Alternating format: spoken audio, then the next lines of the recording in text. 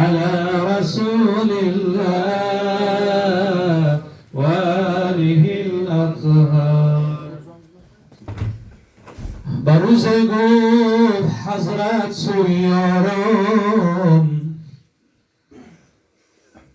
بروز گفت حضرت سویاران، بسا طایفه در حشر از حسرت.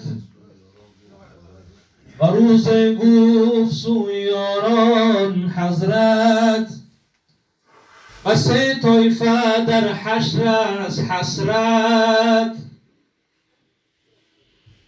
حبیب خدا میگه روز قیامت 3 نفر بسیار حسد میخورد، اصلا اون را بشر میگن.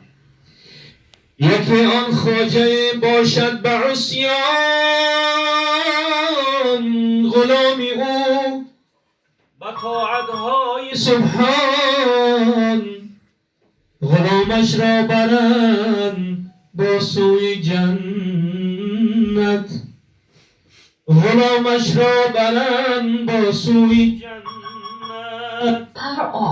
به دوزخ می رود خواجه به حسرت، دومان غنی ممسک بمیرد، دومان غنی ممسک بمیرد، همه مالی برا وارث بگیرد، کند وارث از آن خیر و سخاوت. رود از مال ممسک سوی جنت، رود ممسک به حسرت جانبی نار، رود ممسک به حسرت جانبی نار، به افسوس و ندامت گریه و زار. سومان عالمی که به عمل شد، به علمی و عمل شاگردی او کرد، عبادت کرده حق را جستجو کرد.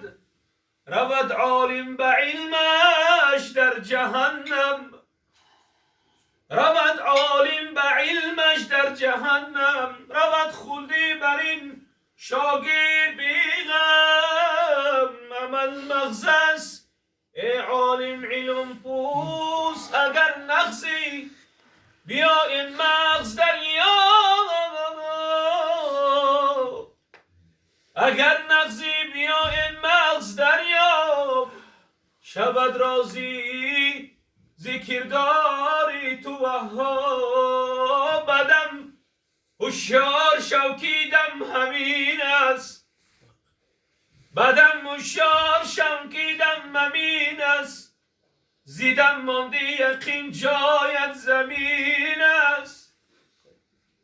فرسندار هستند به کف گرزی آتشی، بگویند ای بنده بگو رب تو چیست، بگو نام رسول دین تو چیست.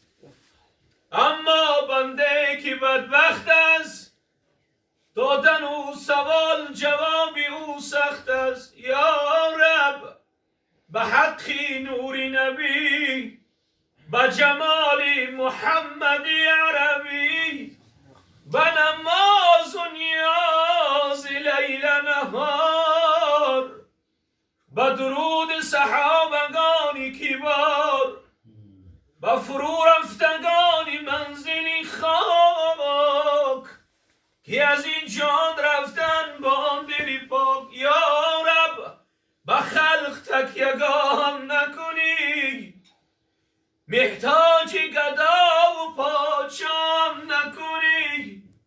این موی سیاه سفید کردم به گناه، با موی سفید رو سیاهم نکنی. یا رب زیدری تو چی منی گدا میخواهم، افزون زی هزار پادشاه میخواهم.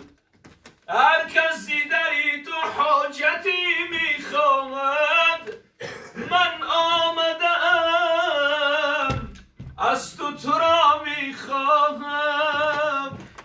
الهی حاجتی ما را روا کن، محمد را شفاعت خواهی ما کن. زی شفقت در دو عالم اشک ریزان امتی گفتم، نباشد امتانم من نمیخوام عیش جنت را. صلی الله علی سیدی